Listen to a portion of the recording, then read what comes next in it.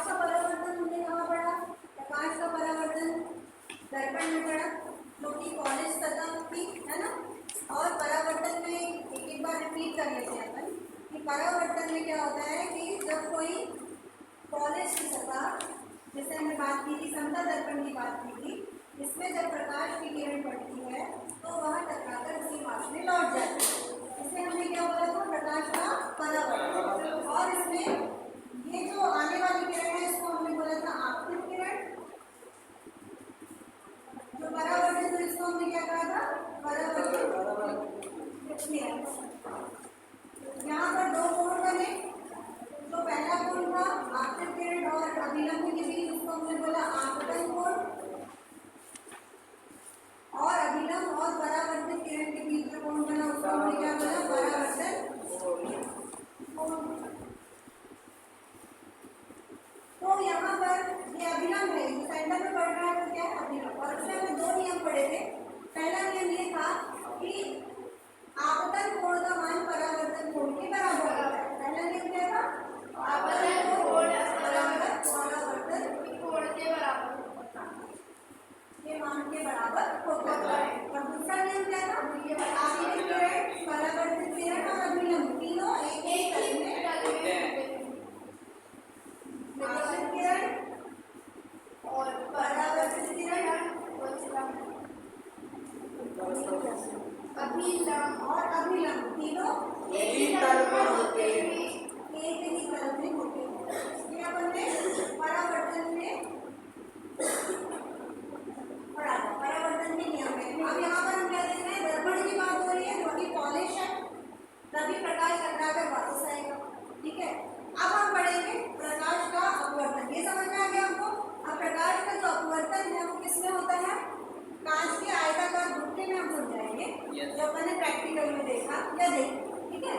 तो इसमें आयताकार कांच का टुकड़ा होता है। इसमें आपको माध्यम समझना जरूरी है कि माध्यम कितने हो। माध्यम होता क्या है? तो माध्यम होता है एक सघन माध्यम, एक होता है विरल माध्यम, एक होता है निर्वात। क्या होता है? सघन माध्यम यानी जो घना होता है, जो कोषों में पाया जाता है, वो सघन माध्यम होता है, जिसमें परमाणु बहुत आसपास होते हैं, वो सघन माध्यम होता है। और विरल माध्यम हल्का। ठीक है। तो हल्का माध्यम, जैसे कि सघन में अगर हम कांच की बात करें और वायु की बात करें तो सघन क्या होगा? कांच और वायु में सघन क्या होगा? वायु या कांच? कांच सघन, घना घना, और वायु विरल। वायु देखो है लेकिन हमें केवल महसूस हो रही है। ठीक है। तो वो हल्की है, तो उसे हम क्या बोलेंगे? विरल माध्यम। और अगर कोई माध्यम ही ना हो, कुछ भी ना हो, नथिंग, तो उसको बोलते हैं निर्वात। इंग्लिश में बोलते हैं वैक्यूम। क्या बोलते हैं? वैक्यूम। तो आपको मैं पहली चीज ये बता दूं कि जो प्रकाश होता है उसे किसी माध्यम की जरूरत नहीं पड़ती है चलने के लिए। वो हर चीज को प्रकाशित करता है बिना किसी माध्यम के, उसको किसी की जरूरत नहीं पड़ती। कोई माध्यम नहीं रहेगा वो और तेज चलेगा, मीन्स निर्वात में सबसे तेज गति से चलेगा। उसको ज्यादा लोग ना रहे, ज्यादा अच्छा है प्रकाश के लिए। जबकि ध्वनि इसकी ऑपोजिट होती है। ध्वनि के लिए माध्यम जितना सघन होगा उतना तेज वो बजेगी, उसको माध्यम की जरूरत पड़ती है। उसे लगता है कि कोई उसे देखे। ठीक है। मतलब जितना ज्यादा घना रहेगा उतना बजेगी ध्वनि। लेकिन प्रकाश में उल्टा होता है, जितना कम करेंगे तो माध्यम जितना विरल होगा, निर्वात में तो बहुत ही तेज चलेगा। प्रकाश का ही गुण होता है।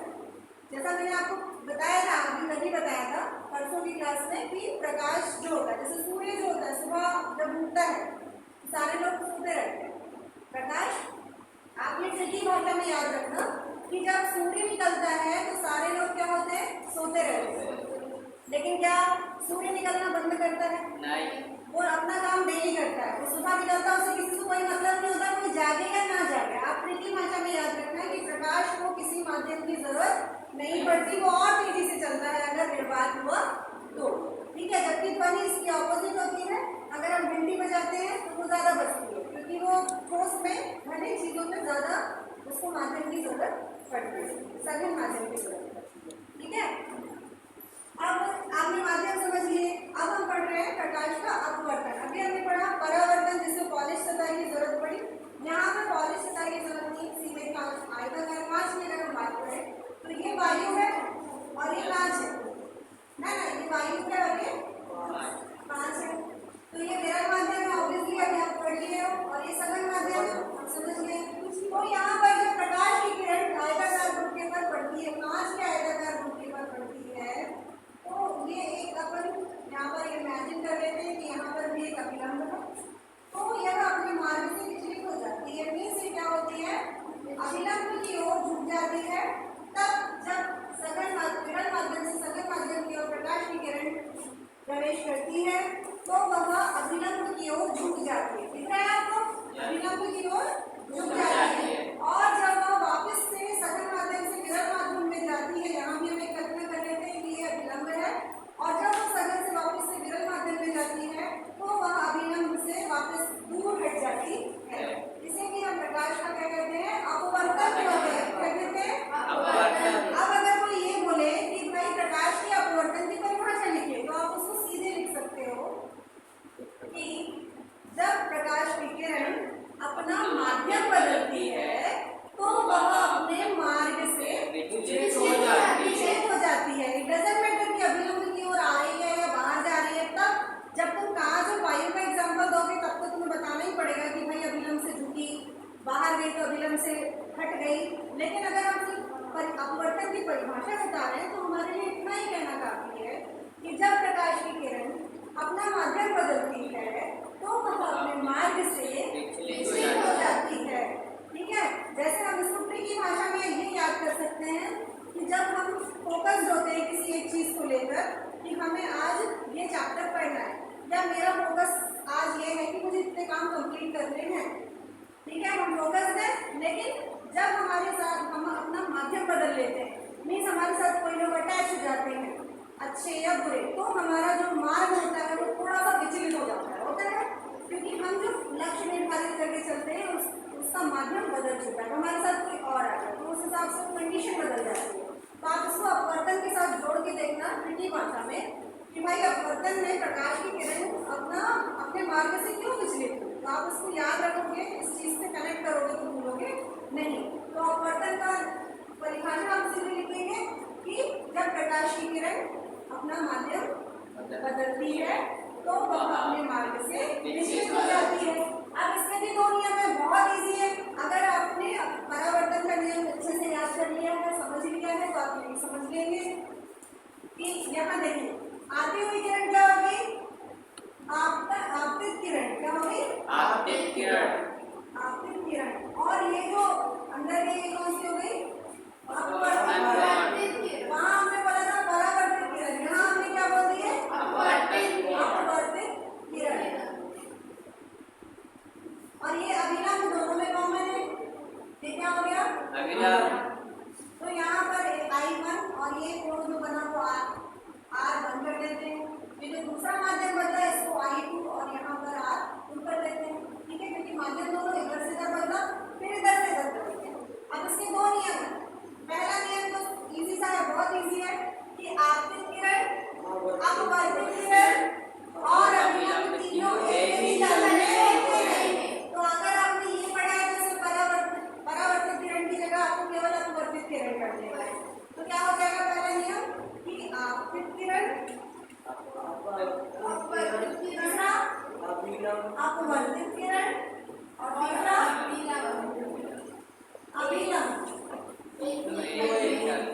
तीनों एक ही तल में होते हैं।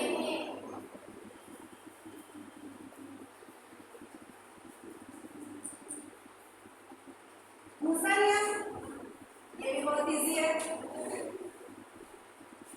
आप दूसरा जो नियम है आपको मैं ये बता दूं कि sine I upon sine R equal to, आप म्यू भी लिखोगे तो गलत नहीं होगा, लेकिन मैं आपको डिफाइन कर देती हूँ कि जब वायु लिया हमने, वायु और कांच की बात की, तो वायु के सापेक्ष जो अपवर्तनांक होगा वो और कांच के सापेक्ष जो अपवर्तनांक होगा वो, उन दोनों का जो अनुपात है वो एक नियतांक होता है, स्थिरांक होता है। ठीक है, उन दोनों का मान क्या होता है, अनुपात का मान क्या होता है, स्थिर होता है। इसे ही दूसरा नियम कहते हैं, या इसे स्नेल का नियम भी कहते हैं। अगर आपको क्वेश्चन है कि स्नेल का नियम लिखिए तो आपको ये भी लिखना है अपवर्तन का जो दूसरा नियम है कि sine I upon sine R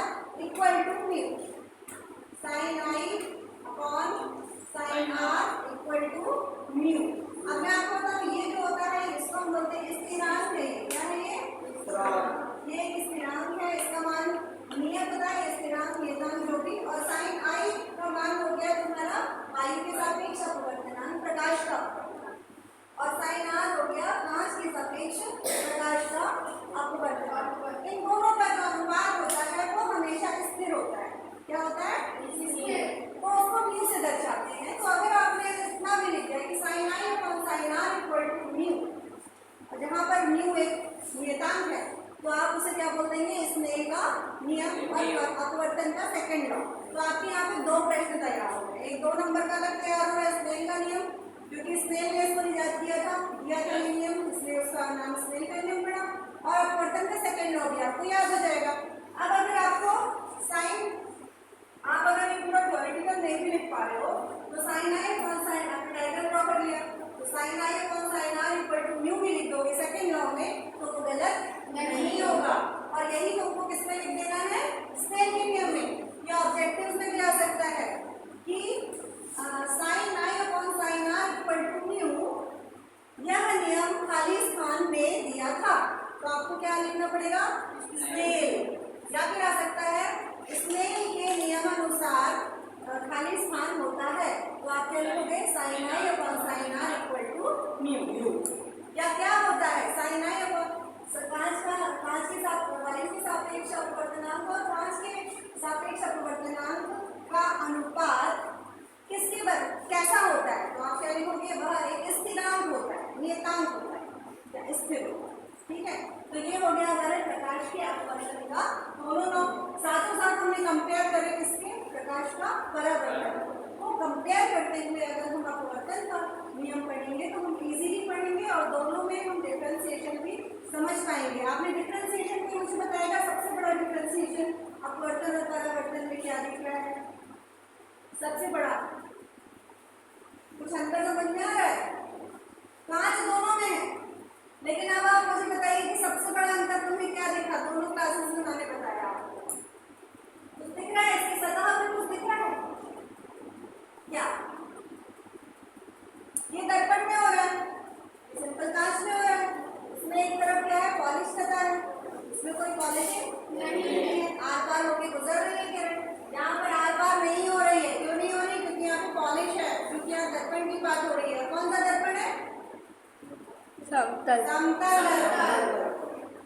ठीक है, तो इसी के साथ कुछ क्वेश्चन पूछना तो नहीं, हमने साथों साथ स्नेल का नियम भी पढ़ लिए हैं, परावर्तन अपवर्तन स्नेल का नियम, दोनों नियम परिभाषाएं, ये आपको 2 नंबर में भी आ सकती है, ड्रॉ करने के लिए भी आ सकता है केवल नियम। ठीक है, बंद कर दो।